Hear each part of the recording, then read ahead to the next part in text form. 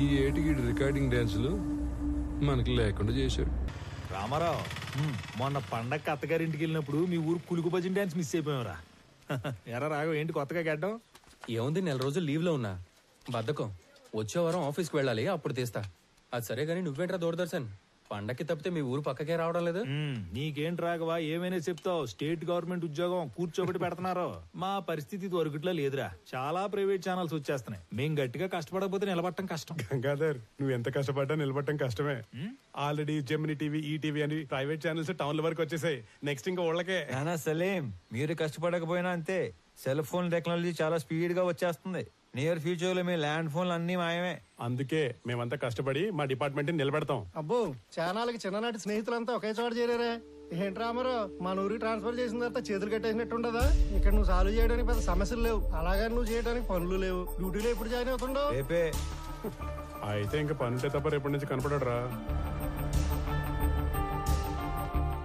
కొత్త ఎప్పుడు వస్తాడేమో గానీ పాతనైతే 11 గంటలకు వచ్చి టెన్షన్ 1 గంటకు వెళ్ళిపోయాడు. సుఖం ఉండేది మనకి. అవును కదా.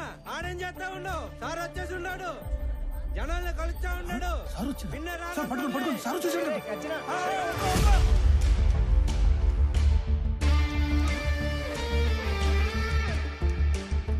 నమస్కారం సార్, నా పేరు గజ్జల శాంతి స్వరూప్ సార్. ఎట్లుంటారు? మీకెందుకు సార్ శ్రమ? నేను అందరూ బయటికి వెళ్తాను, మీరు పోయి ఆ సీట్లో కూర్చోండి సార్. నీకు కరెక్ట్ గా 15 నిమిషాలు టైం ఇస్తున్నా. స్టాఫ్ మొత్తం నా ముందు ఉండాలి. అందరూ వచ్చేసినట్టేనా? వచ్చేసారు సార్. నేను చెప్పేది 2 విషయాలు. ఒకటి, నేను ఛార్జ్ లో ఉన్న దగ్గర గుట్టలు గుట్టలుగా ఫైళ్లు, గుంపులు గుంపులుగా జనం అస్సలు ఉండకూడదు. ఉండాల్సింది ఐఎమ్ అండర్ పెయిడ్ అనే థాట్, అంటే జీతానికి మించి పని చేస్తున్నాం అనే భావన.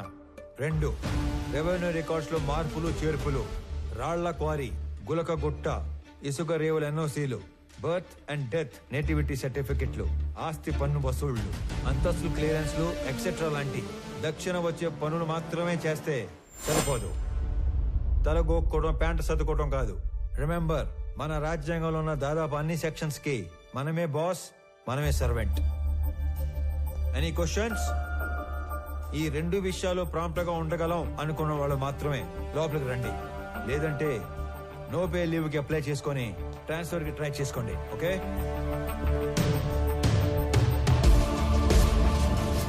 There is no privacy, no protocol in my office. నేను చేసే పని మీకు కనపడాలి, మీరు చేసే పని నాకు కనపడాలి. Only progress that matters.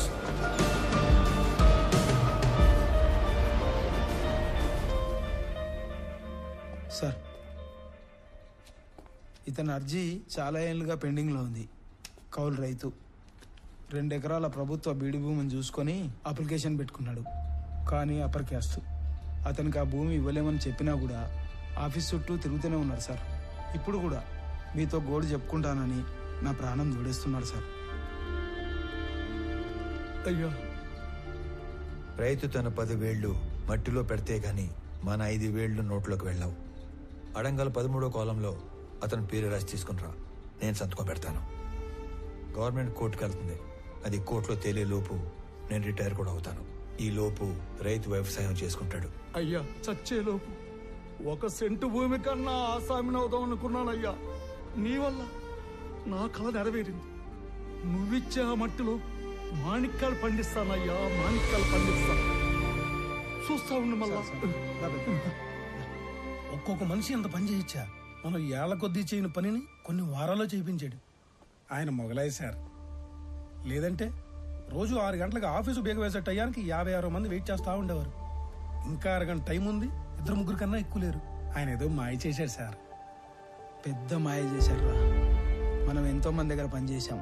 కాలం నీడలో వాళ్ళందరినీ మర్చిపోయాం. కానీ ఇతని నీడలో కాలాన్నే మర్చిపోయాం. గుర్తుండిపోతారా? రే అనంతు, పెద్దమ్మ చెప్పింది, వదిన చెప్పిందని సాకుతో నువ్వు టౌన్ లో షాపింగ్ అయిపోయాక ఆఫీస్కి వచ్చిన డిస్టర్బ్ చేయవద్దు. సర్లేనా, ఒక్కసారి ఈడు చూడు, నడి రోడ్డు ఎటా నడుస్తుడా. ముసలోడా,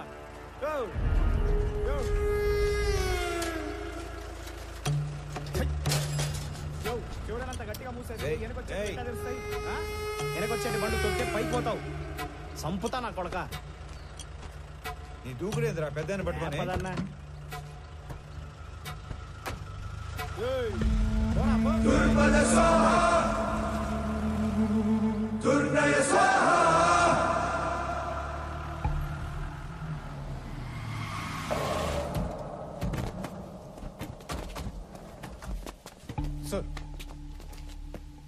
ఇంత కష్టమైన పని అని తెలియక పెద్ద పోసు కొట్టి మిమ్మల్ని నమ్మి ఈ పని టేకప్ చేశా.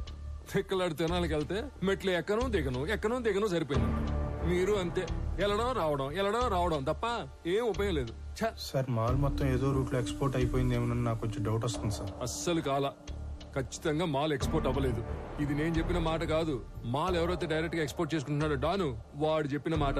మాల్ మీకు ట్రేస్ అవ్వట్లేదు కదా అని మన దేశంలోనే లేదని చెప్పి కథలు చెప్పొద్దు. అయితే సార్ ఇంకో 4 టీములు పెట్టి తలా ఓ దిక్కు పంపి కూంబింగ్ ఆపరేషన్ చేస్తే త్వరగా ట్రేస్ చేయొచ్చు సార్. మీ చుట్టాలను కూడా తీసుకెళ్ళరా. నువ్వెవరో సామి నా కొంప ముంచెట్టున్నావు. ఎట్ట అంటే హడావుడి లేకుండా వెతకాలి. గవర్నమెంట్ కి ఏమాత్రం ఒప్పందినా చాలా డేంజర్. ఇన్ని 100 కోట్ల ఎర్రచందనం ఒకేసారి దొరికితే దేశం ఉలిక్కి పడుద్ది. కలపకి కాపలా కూడా పెరిగిద్ది. దీంట్లో ఏది జరిగినా నన్ను లేపేస్తారు. సైలెంట్ గానే ఎతకండి, కానీ కొంచెం స్పీడ్ పెంచండి. పండి.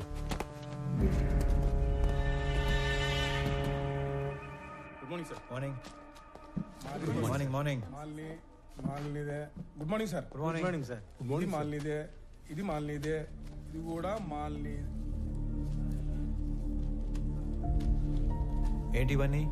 పేరు మాలిని సార్, ఊరు తిమ్మసముద్రం. ఆస్తి వారసత్వ బదిలీ కోసం అప్లికేషన్ పెట్టుకుంది. మనం దాన్ని రిజెక్ట్ చేశాం. దానికి నిరసనగా ఆవిడ ఉత్తరాలు రాస్తూ ఉంటుంది. బాగా బతికి చితికిన కుటుంబం అంట సార్. సరే కొత్తగా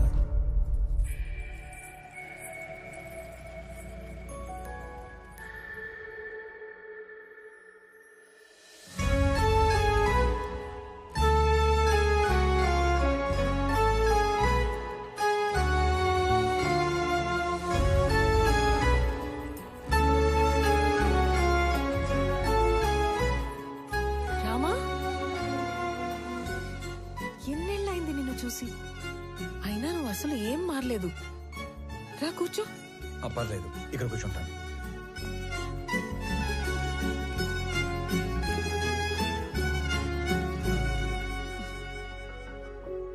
నీ పేరేంటి తల్లి? రామలక్ష్మి.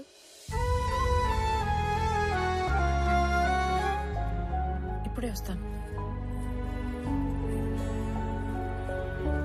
స్కూల్కి వెళ్తున్నావా?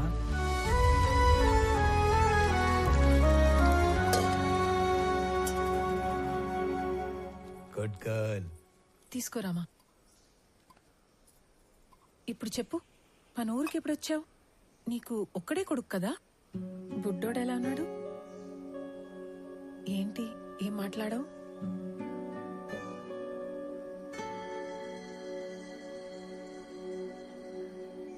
అసలు ఏం జరిగింది? రామా, నువ్వు వెళ్ళి ఆడుకో తల్లి.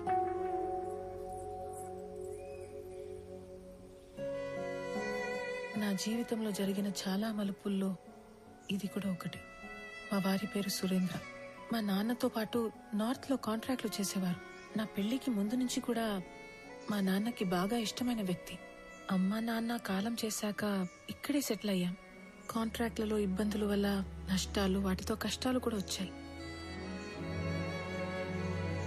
వర్మ అనే తన ఫ్రెండ్ ఏదో కొత్త బిజినెస్ ప్లాన్ ఉందంటే కలిసొస్తానని వెళ్లిన మనిషి తిరిగి రాలేదు. నేను ఏడ్చి ఏడ్చి కన్నీళ్లు కూడా రావట్లేదు. అవును, ఇవి నీ చేతికి ఎలా వచ్చాయి? కొన్ని రోజుల క్రితమే డిప్యూటీ కలెక్టర్ గా ఇక్కడికి ట్రాన్స్ఫర్ అయ్యి వచ్చాను. అవునా? ఇంట్లో ఇంకెవరు లేరా? మా ఆయన్ని వెతుకుతూ రోడ్ యాక్సిడెంట్ లో మా మామగారు కూడా పోయారు. ఇవన్నీ చాలా ఉన్నట్టు సురేంద్ర ఉన్నంత కాలం పలకరింపుకి వచ్చే అతని పార్ట్నర్స్ కూడా ఇప్పుడు డబ్బు కోసం బెదిరింపులకి వస్తున్నారు. పోలీసుల చుట్టూ, లాయర్ల చుట్టూ, నీ ఆఫీస్ చుట్టూ తిరిగి తిరిగి విసిగిపోయి రోజుకో లెటర్ పంపుతుంటాను. దానివల్ల ఉపయోగం లేదు, కానీ కనీసం నా బాధ, నిరసన అయినా తెలిపితే మనసు తేలిక పడుతుంది కదా. వీటి వల్ల ఉపయోగం ఉంది. ఇవే నన్ను ఇక్కడి దాకా తీసుకొచ్చాయి. ఇకపై ఇది నా బాధ్యత.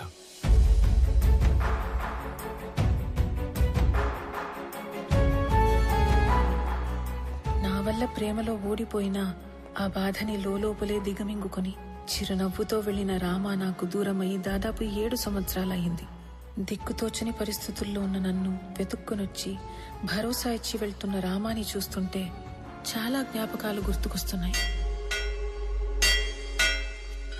రామారావు, ఆ పేరు వినగానే గుడిలో గంట శబ్దం విన్నంత భరోసా వస్తుంది. రామారావు ఎస్పీఎల్ గా ఉన్న మా స్కూల్లో ఆడపిల్లలందరం శివంగుల్లా బ్రతికేవాళ్లం.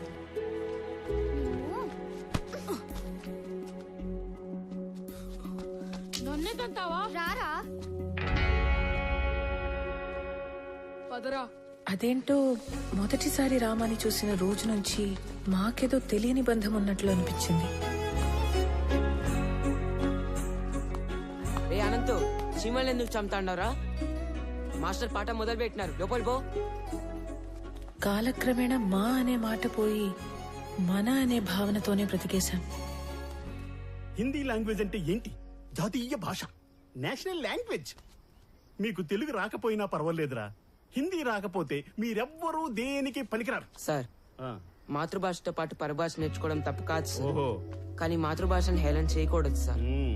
హిందీ మన జాతీయ భాష కాదు సార్, అధికారిక భాష. ప్రతి విషయంలోనూ రామారావు శైలి, చూసే విధానం ప్రత్యేకంగా ఉంటాయి. రోజులు గడిచే కొద్దీ మా వయసుతో పాటు మా మధ్య ప్రేమ కూడా పెరిగింది.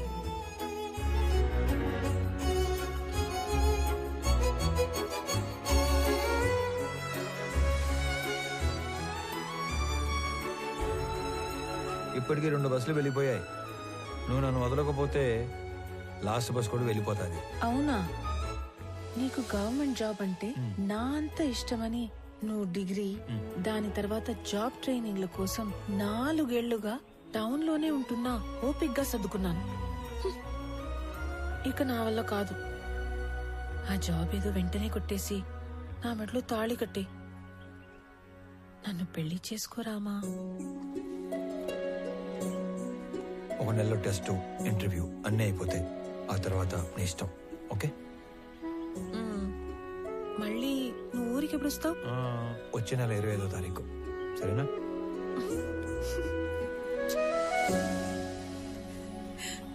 రామాతో పెళ్లి తర్వాత జీవితం గురించి చాలా కళ్ళు కన్నాను. ఏ చిన్న సమస్య వచ్చినా మాలో మేమే ఒకరికొకరం సాయం చేసుకునేవాళ్లం. అనుకున్నట్లే రామాకి ఉద్యోగం వచ్చింది. మా పెళ్లికి ఏ అడ్డంకి లేదు కదా, అంతా అనుకున్నట్లే జరుగుతోంది అని సంతోషంగా ఉన్న సమయంలో ఇటువైపు పద. ఇటు ఆడికి నాయనా? అయ్యర్లో ఇంటికి అడిగి. సరే, ఆడి నుంచి ఇంటికి పోదాం. అక్కడ చిన్న పని ఉంది, నువ్వు పద.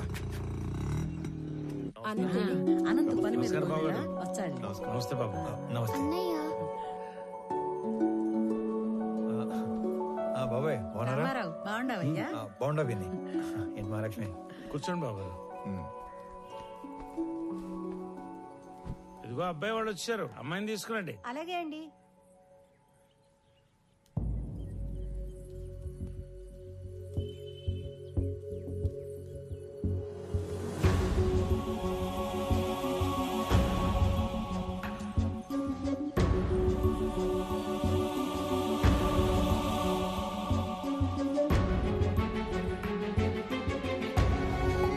ఒక్కగానొక్క కూతురు, పేరు నందిని.